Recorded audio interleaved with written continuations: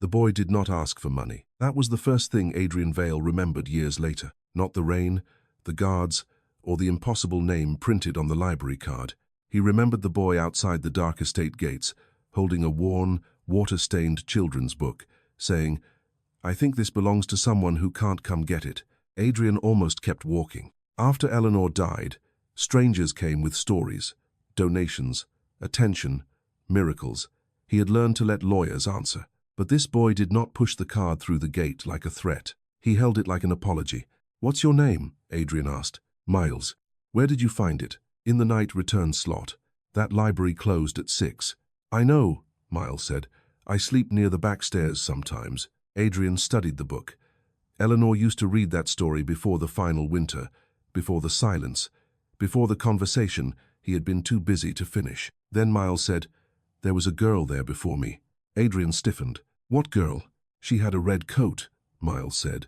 "She put the book in the slot, then ran when a black car turned the corner." Adrian told himself it meant nothing. Children ran.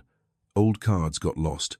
Grief made patterns where none existed. Then Miles turned the library card over. On the back, written in pencil so faint it was almost gone, were 3 words. "Find page 117." Adrian opened the book with unfamiliar hands. The sentence was not dramatic.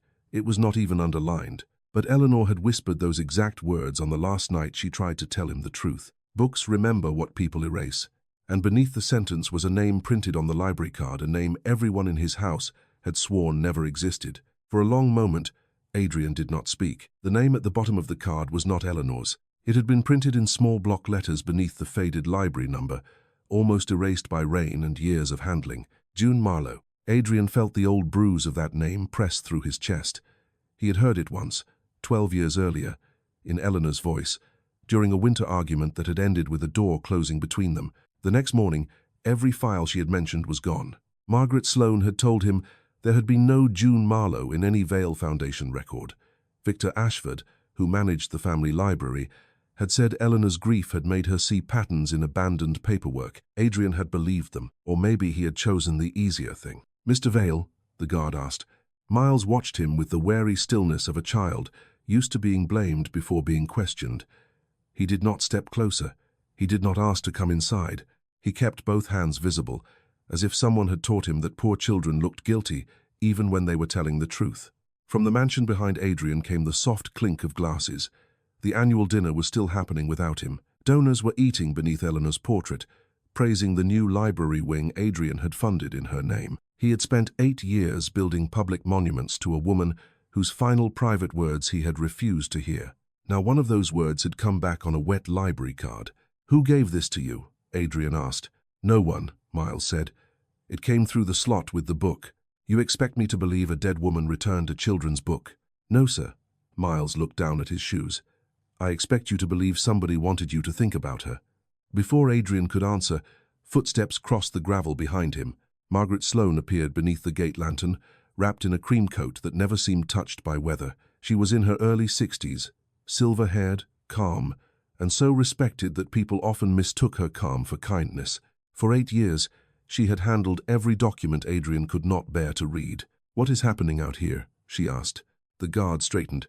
"The boy brought an item, ma'am." Margaret's eyes moved from Miles to the book, then to the library card in Adrian's hand. Nothing changed in her face, but Adrian saw her fingers close once around the strap of her purse. "That is estate property," she said. "Adrian, you should not handle it until we know where it came from." Miles took half a step back. Adrian noticed. "Why?" Adrian asked. Margaret turned to him gently. "Because grief makes people vulnerable. You know that better than anyone." It was the right sentence, spoken in the right tone. A month ago, it would have ended the matter. Adrian would have handed the card over, let her call someone, let someone else decide what was real. But Miles was still watching the card, not the mansion. "You said the girl ran from a black car," Adrian said. Miles nodded. "What kind of car?" "I don't know cars." He hesitated. "But the back window had a white sticker, like a little open book." The guard frowned. "Vale Foundation vehicles have that sticker." Margaret looked at him. "Many literacy programs use book symbols." "Of course," Adrian said. He looked again at the card. Near the lower right corner, under a smear of dirt, was a tiny crescent mark. Eleanor's mark. not printed, not stamped, pressed into the paper with the blunt end of a pencil, as if whoever made it had been afraid ink would be too easy to find. Adrian turned the children's book over. A strip of old tape clung to the spine. Beneath it, almost hidden, was a label he knew too well. Vale Family Private Collection. His breath thinned. The public library had not owned this book. This book had come from the locked west room of his own house, a room sealed after Eleanor's death, a room only 3 people had keys to: Adrian, Margaret, and Victor Ashford. Miles saw his face change. "Did I do something wrong?" Adrian closed the book carefully. "No," he said. "You returned it to the right place." Behind him, Margaret's voice sharpened. "Adrian, do not make this boy part of your pain."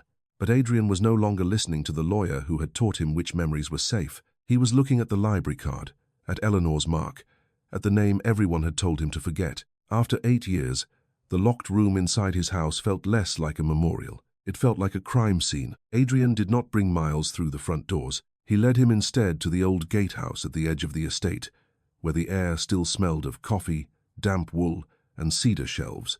Eleanor had once insisted on installing for the guards. Miles stopped at the threshold. "I can stay outside," he said. "You're not under arrest." "I know." His eyes moved to the security camera. "But people say that before they call someone." Adrian told the guard to turn the camera toward the driveway. The guard hesitated, then obeyed without looking to Margaret. Miles stepped inside, still holding the book close to his chest. He did not sit until Adrian moved a chair where the boy could see both the door and the window. Adrian had known children like that, only through foundation reports. Shelter children, foster children, children photographed from a careful distance for annual brochures. No one photographed how they chose rooms. "You said you sleep near the back stairs of the library," Adrian said. "Sometimes." "Why there?" Miles rubbed one thumb along his torn cuff. "The vent blows warm air after midnight, and Mrs. Bell doesn't call security unless someone makes a mess." "Mrs. Bell?" "The librarian. She leaves old newspapers on the bench when it rains." Adrian wrote the name on an envelope, then stopped, embarrassed by the instinct. For years, he had let assistants turn human beings into notes, Miles noticed. "Are you making a report?" "I'm trying to remember." "That's different?" Adrian looked at him. "It should be." Outside the window, Margaret stood beneath the lantern, speaking into her phone, her cream coat untouched by rain. "Eleanor used to say order was the prettiest costume fear could wear." Adrian turned back to the book. "Tell me only what I don't know yet." Miles nodded. "The girl came from the alley, not the sidewalk. Red coat. She kept looking behind her. The book got stuck in the slot, so she pushed it with both hands. When the black car turned the corner, she ran." "Did the driver chase her?" "No. He checked the slot. When he couldn't reach the book, he left." "And you waited?" Miles gave him a look that belonged to someone older. "I don't run toward men who get out of cars at night." The answer made the story living. Not Eleanor's ghost. Not Adrian's old pain. A girl in a red coat, trying to leave a message before the wrong adult reached it. Adrian opened the book again. Beneath the paper pocket inside the back cover, Miles showed him a strip torn from an old checkout ledger.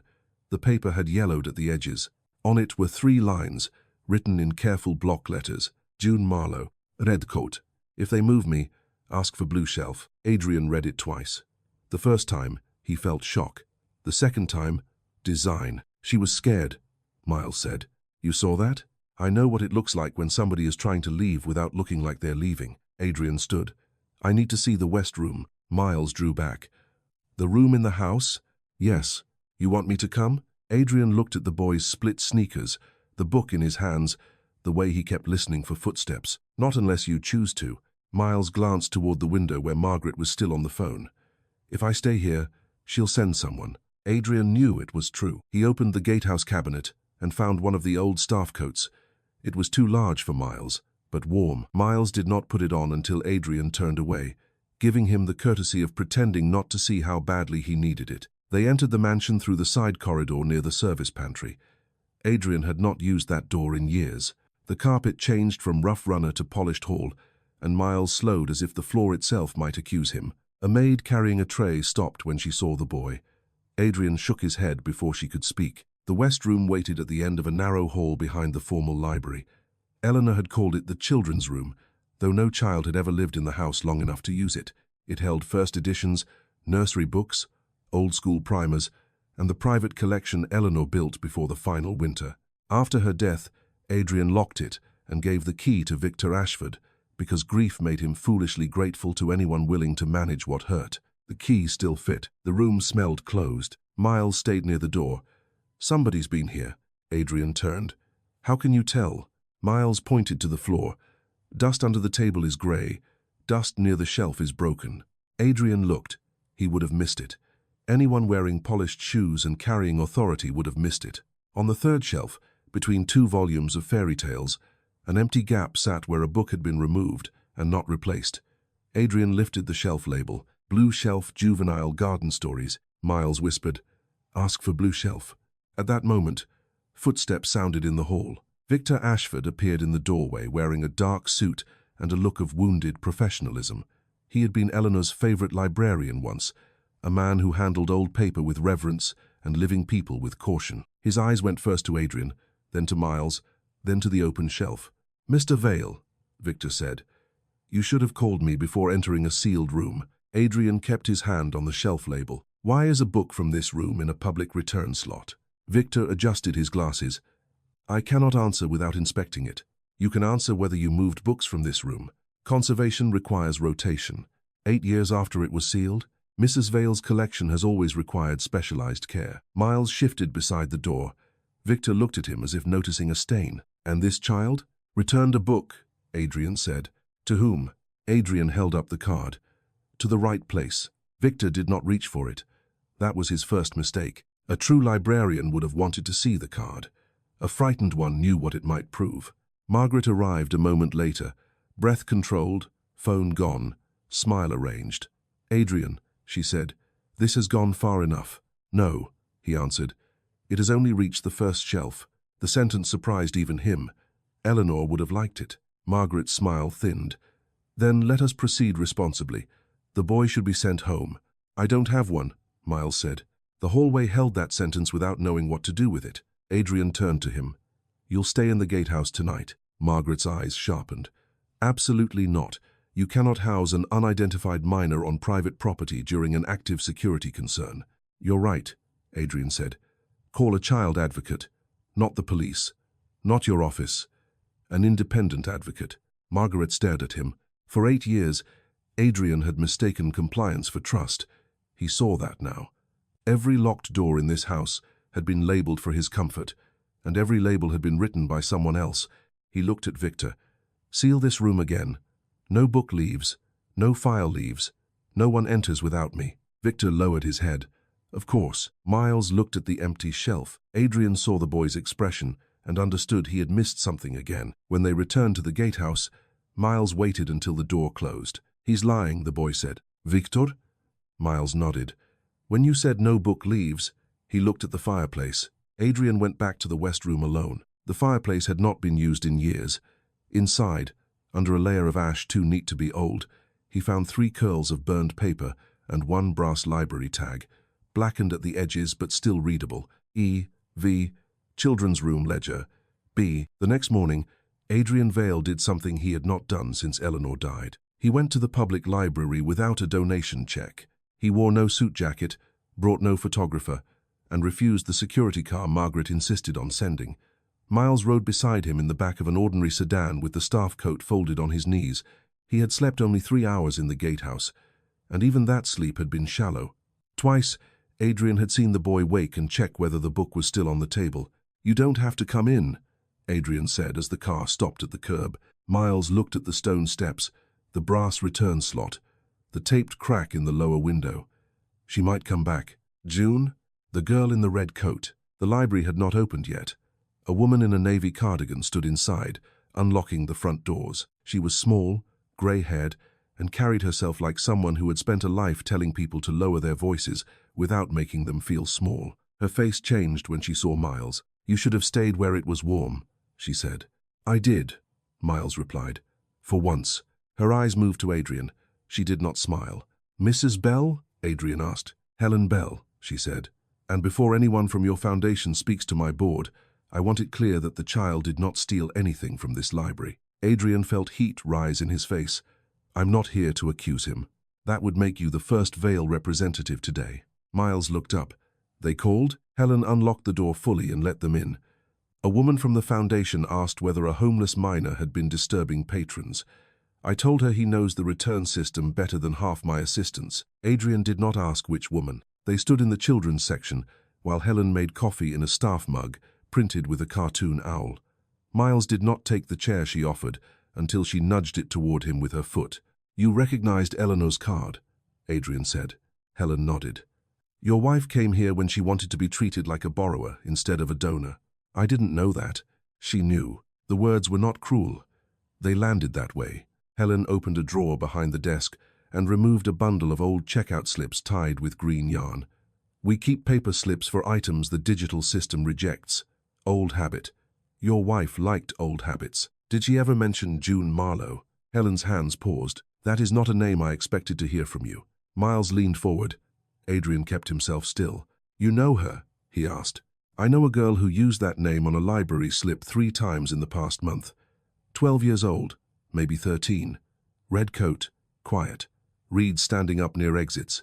Miles whispered, "That's her." Adrian's throat tightened. "Where is she?" "She comes with a mobile reading group from Street Agnes House. Not every week. Always with different paperwork. Last time, a man waited outside in a black car." "Foundation car?" Helen's expression answered before her words did. "Vale Literacy Outreach sponsors transport for Street Agnes. Sponsorship does not mean I know who signs the children in." Adrian turned toward the return slot. The metal flap was scratched at the edges. Inside, a narrow gap between the slot and the bin had trapped the book until Miles pushed it through. June had chosen a place where a careful child would find it. Not a guard, not a donor, not a lawyer. Another child. Helen placed a slip on the table. This was from last week.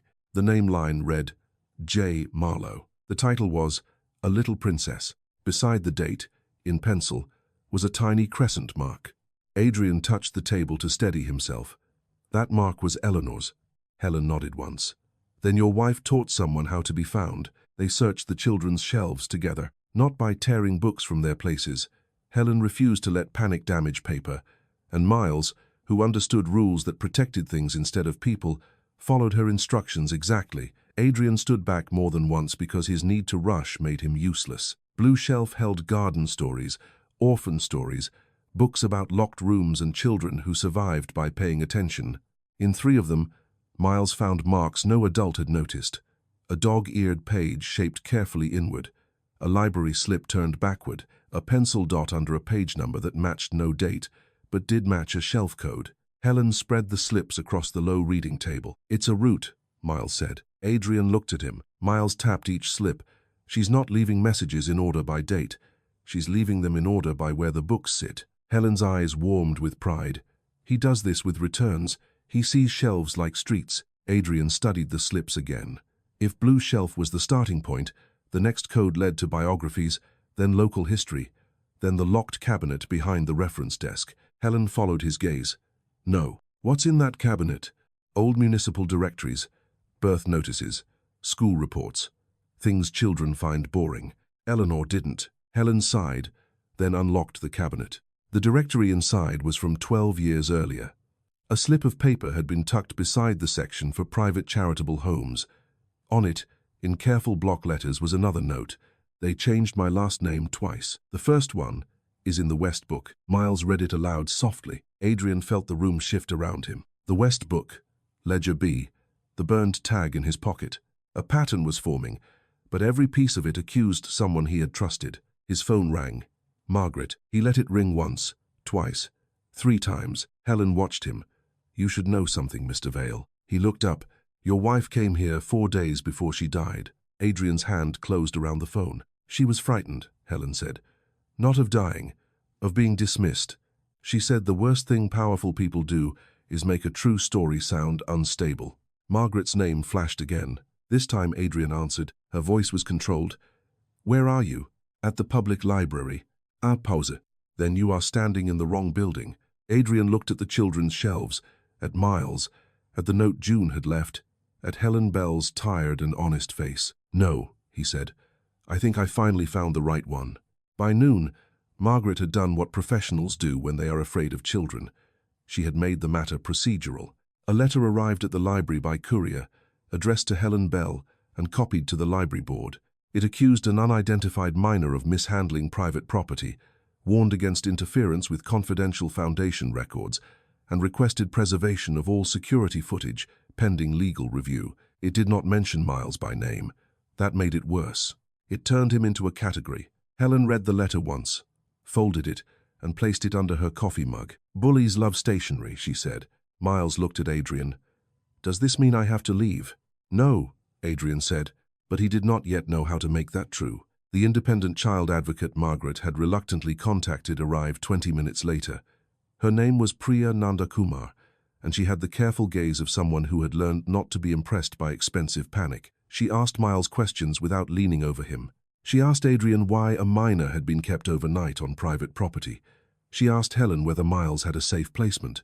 No answer was simple. That, Adrian realized, was why Margaret usually won.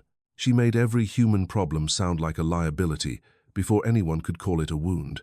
Priya agreed Miles could remain with Helen in the library office while emergency placement was reviewed, provided Adrian did not remove him or question him without her present. Miles looked betrayed for half a second, then hid it. Adrian crouched, so the boy did not have to look up. "This protects you. Adults say that before they move you." "I know." Adrian was learning to hate how often Miles was right. "Then you can tell Priya if I'm lying." Miles glanced at the advocate. Priya nodded. "You can." That mattered more than Adrian's promise. With Miles safe for the moment, Adrian returned to the Vale estate. He did not call Margaret. He called his chief financial officer, requested a full audit trail for the Vale Literacy Outreach Transport Program, and asked for vehicle logs from the past 6 weeks. The CFO began with questions about scope.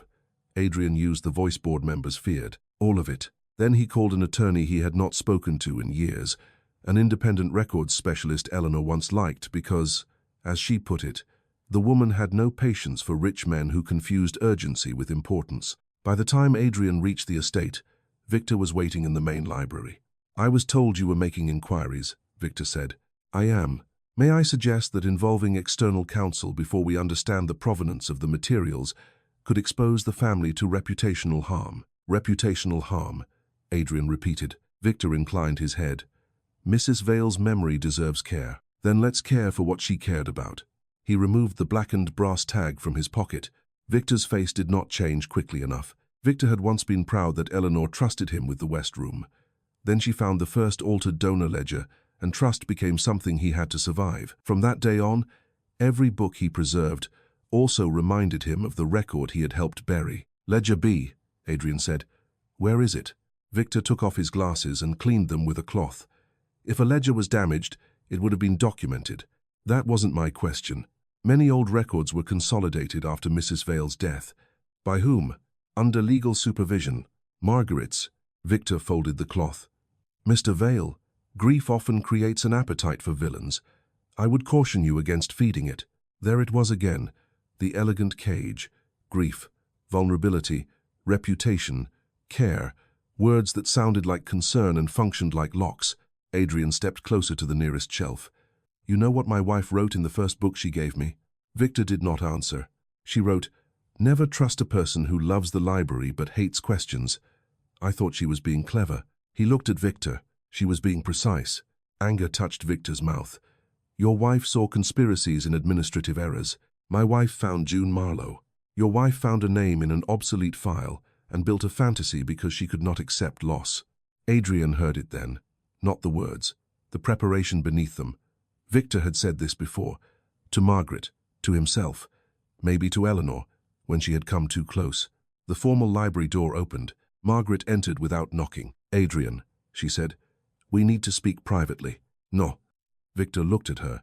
It lasted less than a second, but Adrian saw the exchange. Margaret turned her calm on him. "A child named June Marlowe is being located. There may be several, there may be none. Until identification is established, you cannot treat a pattern of library slips as evidence. Then help me establish identification. That is exactly what I am trying to do responsibly. By warning the public library? By protecting you from being manipulated? By Miles? By whoever is using him?" Adrian held her gaze. "And who is using you?" The question changed the room. Margaret's voice lowered. "Be careful." It was the first honest thing she had said all day. That afternoon, Adrian found the first official record that did not fit. The transport logs for Street Agnes House showed a Vale Literacy outreach vehicle scheduled for the public library on the night Miles saw the girl, but the vehicle had been marked inactive for maintenance. The maintenance report carried Victor's digital approval, though Victor had no role in transport. The driver field was blank. The route notes said, "Private collection pickup." Adrian printed the page, then printed the metadata, then called the CFO again. Who can alter transport logs? Dispatch, program directors, and legal if there's a privacy hold. Legal? Yes. Mrs. Sloane requested that access after the Hartford matter. Adrian did not remember a Hartford matter. He remembered Margaret telling him a donor situation had been handled. Handled. Another pretty word. His independent attorney, Rachel Kim, arrived near dusk with a briefcase, no assistant, and the expression of someone already annoyed by what she had read. She had represented families in adoption record disputes, foundation misconduct cases, and one memorable lawsuit involving a private school that lost 7 children's files and found every tuition invoice. Rachel sat across from Adrian in the study Eleanor had once painted yellow against the advice of every decorator in Manhattan. "Before I ask anything," Rachel said, "do you want truth or comfort?" "Truth." "Then stop touching evidence." Adrian almost laughed. He needed that. Rachel reviewed the card through a plastic sleeve, the ledger strip, the transport log, the burned tag, and the public library slips. She did not gasp. She did not make promises. She made columns. "What you have," she said, "is a pattern, not a case. What do we need? Chain of custody, corroboration, independent source records, and the girl, June, if that is her legal name. It was on the card. Names on cards are not people. People have records, and records can be falsified." Adrian thought of Eleanor. She knew that. Then she likely left something outside your house. That sent them back to Helen Bell. They arrived after closing. Priya was still there. Miles sat at the children's table with a sandwich untouched in front of him, arranging checkout slips into rows. When he saw Adrian, relief crossed his face before suspicion chased it away. "Did you find the West book?" he asked. "Not yet." Miles pushed one slip forward. She did. The slip was for the railway children. On the back, June had written only 3 words, not West, wheel. Helen watched Adrian process it. "We thought West meant your West room. Miles thinks it means the West route of the mobile library." Miles pointed to the old city map Helen had pulled from reference. "The mobile library has routes, blue, red, west, east. If she wrote wheel, maybe it's the book truck." Priya leaned in. "Street Agnes uses mobile library services. Once a month," Helen said. "Sponsored by Vale Outreach." Adrian felt both humbled and foolish. He had gone back to his mansion because rich men believed secrets waited in rooms they owned. June had pointed to wheels. The mobile library truck was stored in a municipal lot behind the old post office. Adrian could have sent staff. Instead, he went himself with Rachel, Helen, Priya, and Miles. Priya allowed Miles to come only because the boy argued that he knew where book trucks hid loose returns, and because Helen promised to stand beside him. The lot attendant did not want to open the vehicle after hours until Rachel explained municipal cooperation in potential child welfare evidence preservation. Rachel had a gift for making lawful sound more frightening than money. Inside, the truck smelled of dust, rubber, and laminated paper. Miles moved carefully, not touching until Helen gave permission. He checked under the return bin, behind the folding step, inside the cracked pocket of a seat where children sometimes hid gum wrappers. He found a library card sleeve taped beneath the bottom shelf. Inside was a photograph. It showed Eleanor Vale seated on the floor of the West room, younger, thinner, alive in a way that made Adrian's knees weaken. Beside her sat a toddler with dark hair and solemn eyes, holding a board book upside down. On the back, Eleanor had written, "June, age 3. She remembers the crescent. If I am wrong, forgive me. If I am right, find her before they teach her she was never wanted." Adrian sat down on the truck step. Miles stood in the aisle, hands in his sleeves. "Is she yours?" The question was a child's question because it went directly where adults built fences. Adrian looked at the photograph. He wanted the answer to be simple. Blood, adoption, legal ward, daughter, stranger. Each word had a system behind it, and systems had failed her. "She was supposed to be safe with us," he said. "That's not the same." "No." Adrian closed his eyes. "It isn't." Rachel took the photograph gently. This is stronger.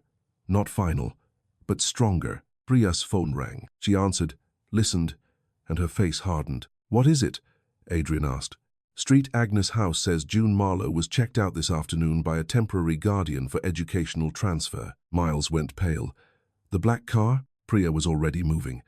They will not give me the destination without a court request. Rachel snapped her briefcase shut. Then we request. Adrian stood. Only then did the mystery stop feeling like the past. It was moving away from them in real time. They reached Street Agnes House after dark, but the building had the bright, exhausted look of places that never truly closed. A security guard at the desk recognized Adrian and became instantly polite. Priya did not allow politeness to replace procedure.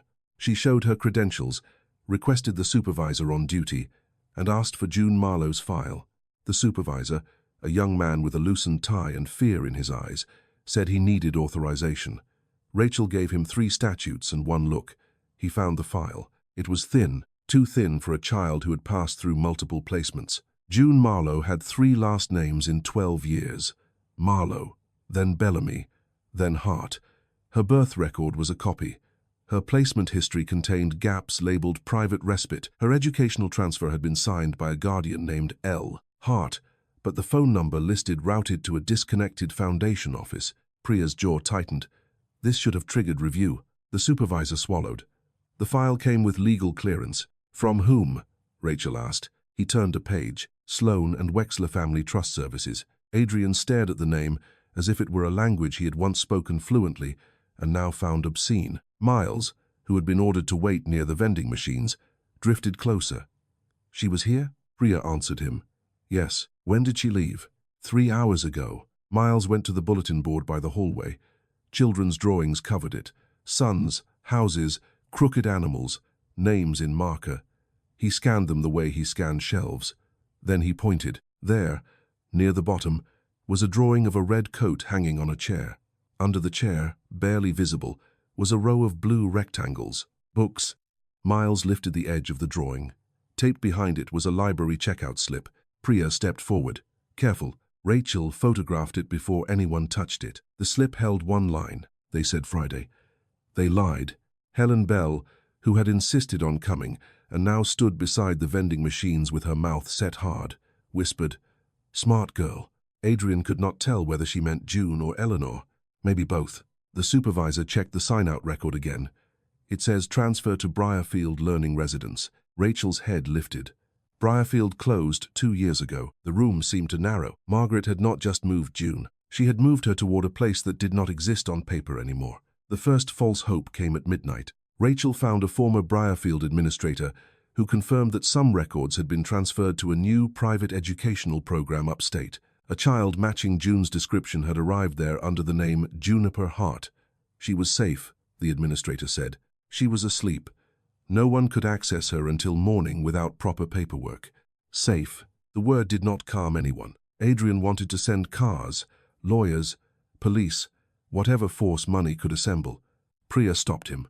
You storm that place as Adrian Vale, and Margaret will say you are intimidating a child witness. She is using my foundation. She is using your name. Do not help her. So they waited through the night in Rachel's office, building something stronger than panic. Helen brought the library slips. Miles arranged them in shelf order. Priya documented each placement gap. Rachel filed for emergency review. Adrian gave sworn statements about Eleanor, June's name, the West Room, and the fact that Margaret had handled all family documents after Eleanor's death. At 3:17 a.m., the CFO sent the final transport audit. The vehicle that picked up June had been logged under a private donor pickup. The donor code matched the Vale estate.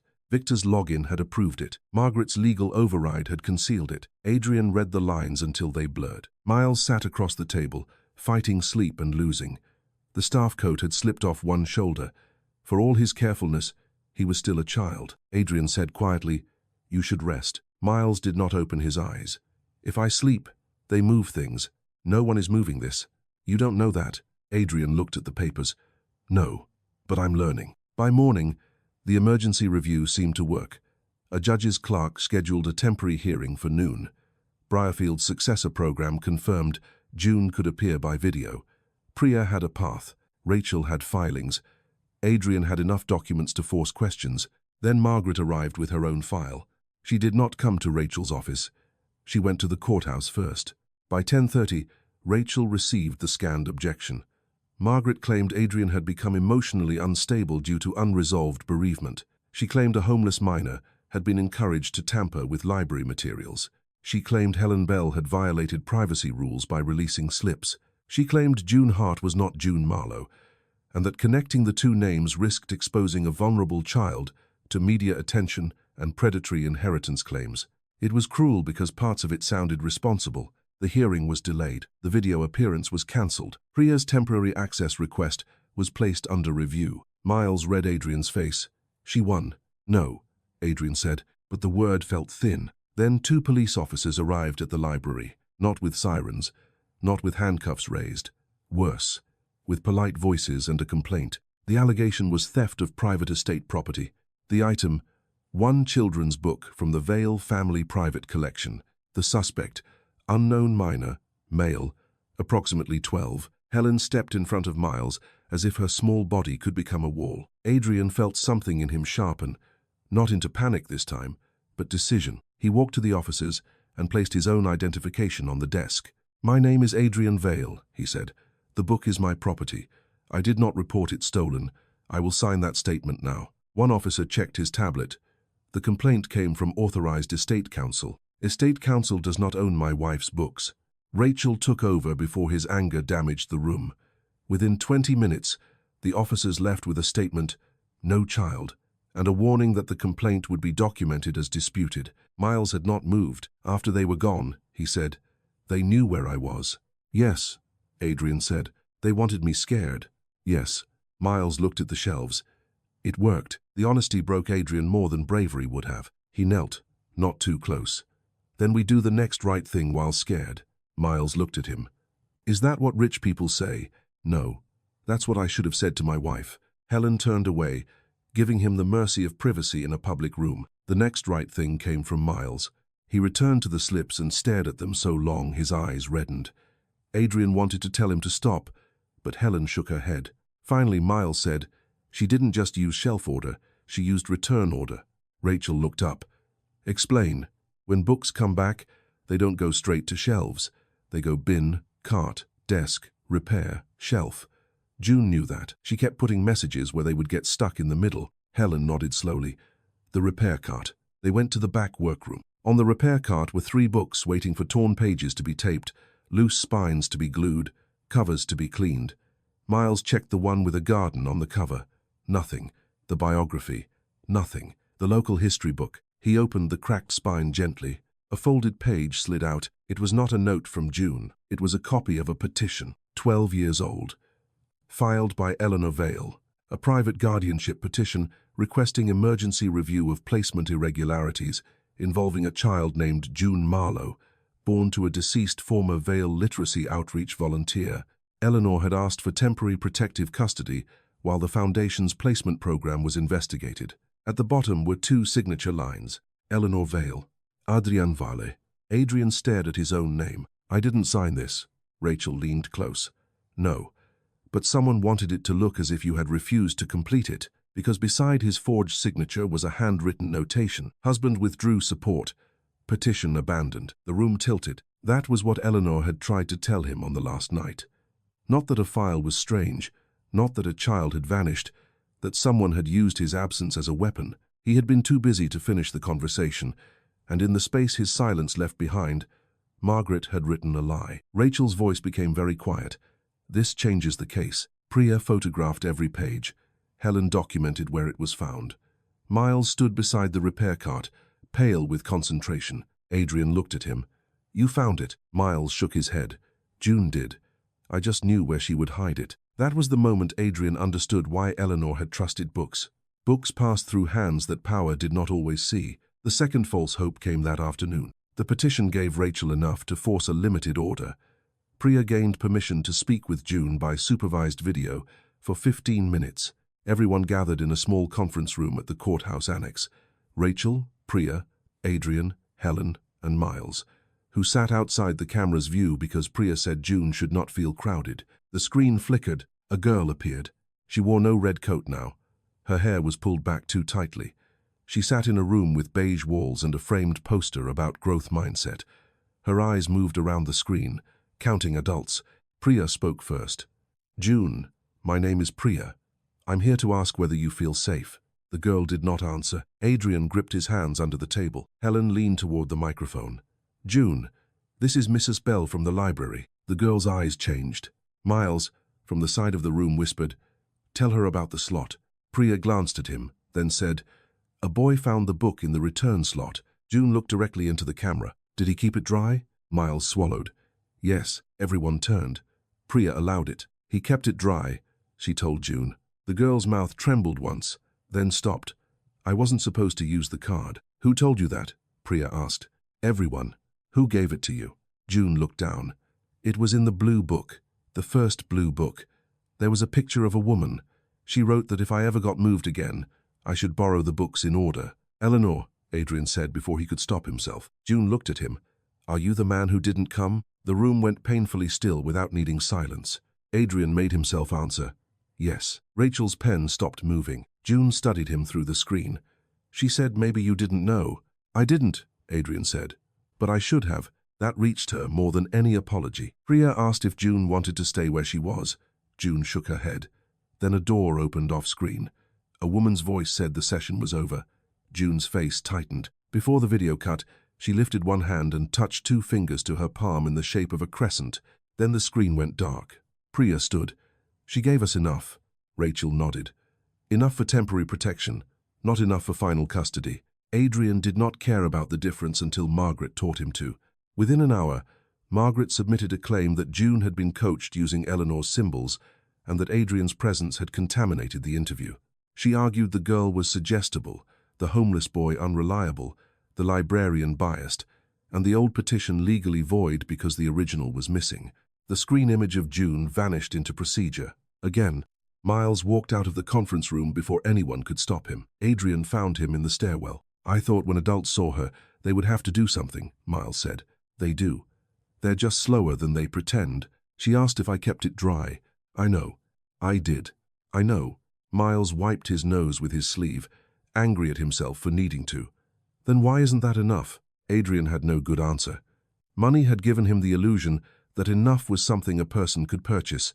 A document, a room, a wing of a library, enough heat, enough food, enough lawyers. But enough for a child was simpler and harder. Someone comes when it matters. "I failed Eleanor because I let people explain away what she knew," he said. "I'm not doing that again." Miles looked at him. "Then stop asking the same people." It was so obvious Adrian almost missed it. By evening, he had called a special meeting of the Vale Literacy Foundation Board. Margaret could control court filings. Victor could control the private library. But the transport program, the mobile routes, the street, Agnes' sponsorship, and the legal overrides had all run through the Foundation's own systems. If she had used the Foundation to hide June, then the Foundation had to become the place where she lost control. Margaret arrived at the meeting prepared. She did not see herself as a thief. That was what made her dangerous. In Margaret's private version of the world, families like the Vales broke everything they touched with guilt, money, and sudden mercy. Someone had to keep the structure intact. Someone had to decide which stories were too unstable to survive in court. If a child's name had to disappear to protect the institution, she called it containment, not cruelty. So did Adrian. The boardroom sat on the 32nd floor of the Vale building, with glass walls and a table long enough to make ordinary people feel temporary. Margaret entered carrying a binder. Victor came behind her with a preservation report. Adrian brought Rachel, Priya, Helen Bell, and Miles. One board member objected immediately to Miles's presence. "He is a child," the man said, "and this is a confidential governance matter." Miles began to rise. Adrian put a hand on the back of the chair, not touching the boy, just holding the place. "He is also the reason any of us know our systems were used to move another child without review. He stays unless Priya says otherwise." Priya looked at Miles. "Do you want to stay?" Miles's face was pale. "Yes." "Then he stays," she said. Margaret opened before Adrian could. That was her method. Define the room before truth entered it. This is an emotionally charged misunderstanding involving old family grief, incomplete records, and potentially exploited minors. I advise the board to appoint an internal review committee and prohibit further discussion until council can verify documents. Rachel leaned back. Internal review by the council named in the documents. Margaret smiled politely. External counsel engaged by the board, if preferred. Adrian watched the board members relax at the phrase, committee, external counsel, preferred. Words that promised action without movement. He stood. I have spent 8 years letting other people turn pain into process, he said. Tonight that ends. He placed the transport audit on the screen. Vehicle inactive. Private donor pickup. Legal privacy override. Victor's approval. Margaret's access. Margaret did not flinch. Those entries require context. Then provide it. The Foundation regularly protects minors' identities by routing them through closed facilities. I reject that characterization. Rachel placed the Street Agnes sign-out record beside the transport log. Priya placed June's placement gaps beside that. Helen placed the public library slips in shelf order. Miles, hands trembling but voice steady, explained the return path. Bin, cart, desk, repair, shelf. He did not embellish. He did not make himself heroic. The person who left the notes knew how books move when people aren't watching, he said. June knew because she had to. A woman on the board, Dr. Lila Moreno, leaned forward. And the old guardianship petition. Rachel displayed the copy found in the repair cart. Margaret finally looked at Adrian, not the board. A copy found by a child already involved in the matter has limited evidentiary value. Agreed, Rachel said. That made Margaret blink. Rachel clicked to the next document. This is the court index entry for the same petition. It was filed, assigned a number, and then marked withdrawn. The withdrawal note states that Mr. Vale declined to support it. Adrian took over. I did not know it existed. Margaret's voice was cool. Memory after bereavement is not a reliable archive. No, Adrian said, but calendars are. He displayed his travel records from 12 years earlier. On the date his supposed withdrawal had been signed, he had been in Seattle, giving a keynote at a literacy summit. A photograph from the event showed him on stage at the exact hour the document was notarized. The board began to move. Papers shifted. Eyes changed. Victor cleared his throat. It is possible Mrs. Vale misunderstood the procedural status before her death. Helen Bell spoke then, small but sharp. Mrs. Vale understood shelving better than any donor I ever met. She knew the difference between misplaced and hidden. Victor looked offended. With respect, you manage a municipal branch.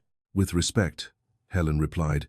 Your locked room lost a child's book. Miles looked down quickly, hiding a flash of admiration. Adrian placed the burned brass tag on the table. Ledger B, he said. You told me it was consolidated. Where is it? Victor opened his folder. Destroyed in a minor fire during restoration, according to this preservation report. Rachel held up the blackened tag. The fire was entered into the system last night at 11:42 p.m. Victor's face drained slightly. Adrian had not known that. Rachel had saved it. Margaret recovered first. A database timestamp does not prove intentional destruction. No, Rachel said. But the security footage from the West Room may help. Victor turned toward her too quickly. Adrian looked at the board. When I sealed the West Room after Eleanor's death, I disconnected the cameras because I couldn't stand seeing the room on the security feed. But Eleanor had installed a separate archival camera years earlier to monitor humidity damage. Victor knew about it. I didn't. Rachel nodded to the technician. The video was grainy, silent, and angled badly. It was enough. Victor entered the West Room the previous night after Adrian left. He knelt by the fireplace. He removed a bundle wrapped in cloth. He took out several pages, burned some, then slipped the rest into the lining of his document case. The boardroom watched him destroy what he had spent all day calling administrative confusion. Victor sat very still. Margaret did not look at him. Adrian did. Where are the pages? Victor's composure cracked around the edges. You don't understand what Eleanor was doing. She would have torn your family apart over a child whose records were already compromised. Where are the pages? Margaret said, Victor, do not answer. That was the wrong sentence. Everyone heard it. Victor closed his eyes. In my case, he said. Rachel retrieved the case with a board witness present. Inside the lining were 6 ledger pages, brittle but readable. They documented the original placement concern, June Marlowe, temporary foundation care, irregular transfer, emergency guardianship petition by Eleanor Vale, blocked by legal review. At the bottom of one page was a note in Eleanor's handwriting. If Adrian never saw this, ask who kept him from the room. Adrian felt the words enter him and stay. The board did not erupt. Real consequences rarely began with shouting. They began with people who had been comfortable becoming careful. Dr. Marino stood. I move that Margaret Sloane be suspended from all Foundation authority pending independent investigation. Another member seconded. Margaret remained seated. You are making a reckless decision based on grief, theatrical evidence, and the testimony of a child who has already been moved through multiple names. Miles flinched. Adrian saw it. He stepped between Margaret and the boy, not dramatically, just enough that her line of sight broke. Say his name, Adrian said. Margaret looked at him. His name is Miles Turner. The girl's name is June Marlowe. My wife's name was Eleanor Vale. The first thing your kind of power does is make people into categories. Not tonight. Margaret's expression hardened into something closer to truth. You think naming people repairs what was done? No, Adrian said. But it stops you from doing it again while we repair it. Rachel's phone buzzed. She read the message, then looked up. Emergency protection order granted. June is not to be moved. Priya has access within the hour. Miles let out a breath he had been holding for half the story. Adrian did not smile yet. There was still a child in a beige room, waiting to see whether adults would arrive before the next car did. They reached the upstate program just before dawn. The building had once been a school and had never stopped feeling like one. Long hallways, waxed floors, posters about resilience peeling at the corners. Priya carried the order. Rachel carried copies of everything. Adrian carried nothing because, for once, money could not open the door faster than paperwork. June was in a small reading room, sitting at a table with a paperback open in front of her. She was thinner than in Eleanor's photograph, older in the eyes than 12 should allow, wearing the red coat even indoors. When Priya entered first, June stood. Am I in trouble? No, Priya said. You left very good notes. June looked past her. Adrian stayed in the doorway. He had imagined seeing her so many times in the past 24 hours that the real girl made every imagined version feel indecent. June's eyes moved to him. You came. Yes. You didn't before. No. Priya glanced at Adrian, perhaps warning him not to make promises he could not keep. He understood. I didn't know how much I didn't know, he said. That is not an excuse. June looked at Rachel, then back to him. Is Miles real? From behind Helen Bell, Miles stepped into view. June stared at him. He lifted the water-stained book slightly. I kept it dry. June's face changed, not into happiness, not yet, but into the first loosening of a knot. Good, she said. It was the only one that still had her picture. Adrian sat across from June, only after Priya asked if she was comfortable. June nodded once. He did not ask if she was his. He did not ask what she remembered of Eleanor. He did not ask for forgiveness in a room where she had just been told she was safe by people she did not yet trust. Instead, he asked, What do you want to happen next? The adults around the table looked at him as if he had spoken in a language rarely used in such rooms. June looked at the book. I don't want to be renamed again, she said. Priya wrote that down. I don't want to go in another black car. Rachel wrote that down. June touched the card in Miles's hands. And I want my library card to say my real name, even if nobody knows what that is yet. Adrian felt Eleanor in the answer, not as a ghost, as evidence of care that had survived. We can start there, he said. June looked at him for a long time. Then she reached into the pocket of the red coat and removed one final slip of paper. I saved this because she said only give it when someone asks what I want. The paper was older than the others, folded many times. On it, Eleanor had written, Adrian, if this reaches you, do not make June a monument to my guilt or yours. Ask her first, then listen longer than you think you need to. Adrian covered his mouth with one hand. Miles read the room, then looked away, giving him privacy the way Adrian had once given him privacy with the coat. June watched Adrian carefully. Did she know you wouldn't listen? Adrian lowered his hand. She knew I might learn. The justice scene did not happen in a ballroom. Adrian refused that. 3 weeks later, it happened in a county review room with bad lighting, plastic water pitchers, a court recorder, 2 foundation board representatives, a child welfare supervisor, an investigator from the state attorney's office, and one long table that made everyone equally uncomfortable.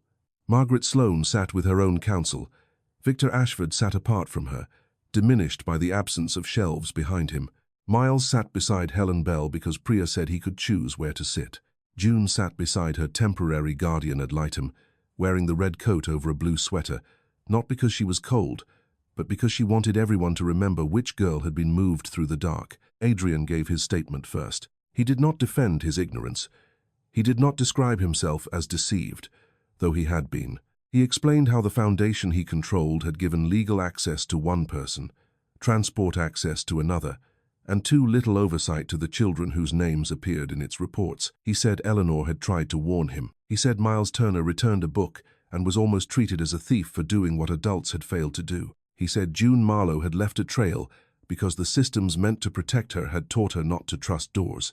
Then he turned toward Miles and June, not the officials. "I am sorry," he said, "not for what I felt, for what I did not check." Margaret's counsel objected to emotional framing. The review officer allowed the statement to stand. Helen Bell testified about the return slot, the slips, and Eleanor's visits.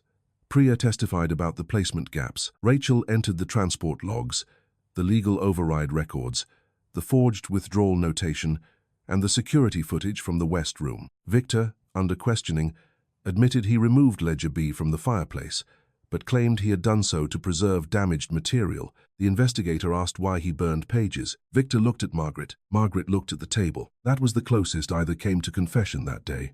It was enough to open the next door. The review officer ordered a full independent audit of the Vale Literacy Outreach Placement Partnerships, suspended all Sloan and Wexler access to child-related foundation records, referred the forged petition withdrawal for criminal review, and confirmed that June's name and placement status would not be altered without court approval.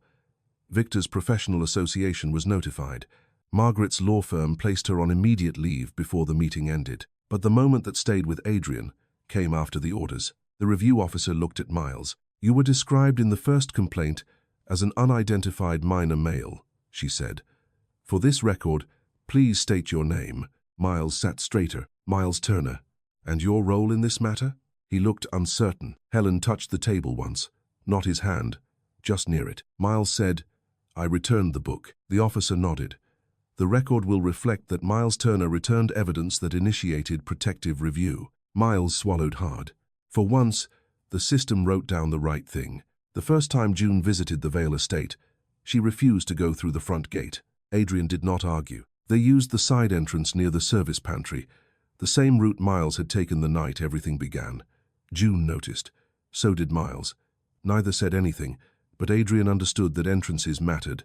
The West Room had changed. Not beautifully. Not yet. The shelves were still half empty where investigators had removed materials. Blue tags marked evidence gaps. Dust lines showed where books had been taken. Eleanor's old chair had a sheet over it, and Adrian left it there because grief did not become respect just because someone folded it neatly. June stood in the doorway. "Is this where she read to me?" Adrian looked to Priya, who nodded that he could answer. "Yes," he said. "I think so." "You think?" "I'm done pretending certainty when I only have pieces." June considered that. "Good." Miles, now staying temporarily with Helen's sister under an emergency placement that did not feel perfect, but did feel safe, walked to Blue Shelf. He kept his hands in his pockets until Helen said, "Clean hands, careful touch." He rolled his eyes like a child allowed to be annoyed, then pulled one book from the shelf. "This one still has the wrong sticker," he said. Adrian laughed softly. It surprised all of them. June took the book. On the inside cover, Eleanor had written in pencil, "For any child who finds a locked door, look for the shelf someone forgot to dust." June traced the words once. She did not cry. Adrian was grateful. Too many adults wanted children's tears because tears made wounds look understandable. Instead, June asked, "Can I get a library card with just June Marlowe?" "Yes," Adrian said. "What if later I change it?" "Then we change it because you choose to." Miles looked at him. "Cards cost money?" "Not at the public library," Helen said from behind them, scandalized by the question. "They cost proof of address." Helen's expression softened. "We can handle that." Adrian almost offered to handle it with a check, a house, a lawyer, a promise too large for the moment. He stopped himself. Eleanor's note had told him to listen longer, so he listened. June said she did not want to sleep in the estate. Not yet. She wanted to stay with the temporary guardian Priya trusted.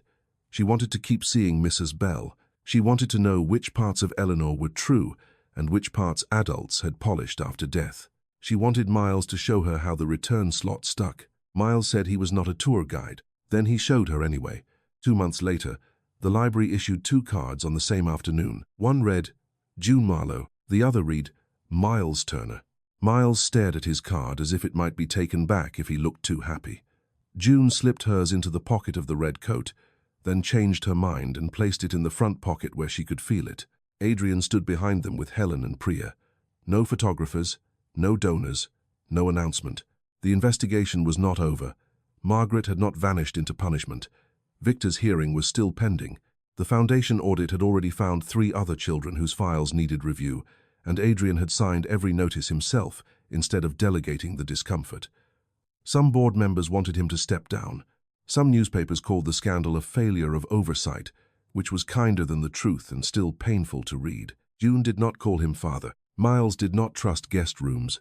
Helen still scolded Adrian for trying to fund repairs before asking what the library actually needed. Life did not become clean.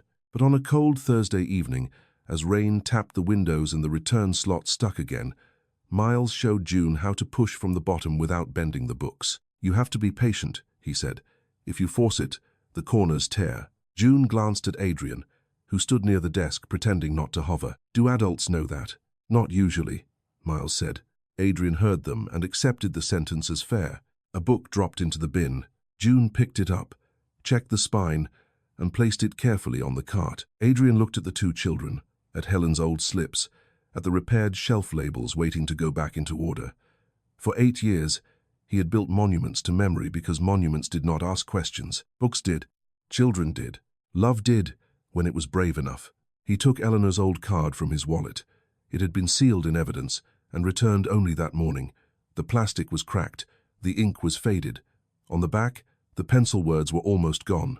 Find page 117. Adrian slid the card into a small archival sleeve and placed it in the library's local history box, not in the Vale estate, not behind a locked door. Helen watched him. You're leaving it here? Yes. Why? Adrian looked toward Miles and June, arguing softly over whether garden stories belonged before or after animal stories when both had maps inside. Because this is where someone careful found it, he said. Helen smiled and stamped the intake form. This time, the record was public. This time, no one got to erase the name.